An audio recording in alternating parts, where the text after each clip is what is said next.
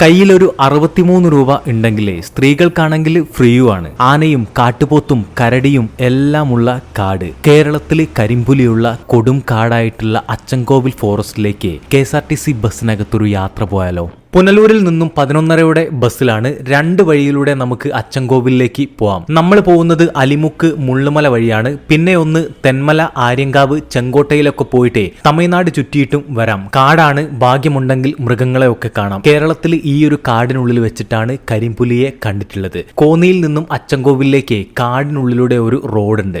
അതിലെ ബസ്സുകളൊന്നുമില്ല, നമ്മുടെ പ്രൈവറ്റ് വണ്ടി എടുത്തുകൊണ്ട് പോവാം. ആ റൂട്ടിൽ പോകുന്ന സമയത്ത് എന്തായാലും മൃഗങ്ങളെ കാണും. നല്ല ഭംഗിയുള്ള കാടാണ്, അതോടൊപ്പം വീതി കുറഞ്ഞിട്ടുള്ള റോഡുമാണ്. അച്ചൻകോവിൽ എത്തിയാൽ നമുക്ക് ഈ ഒരു ക്ഷേത്രമാണ് കാണാനുള്ളത്.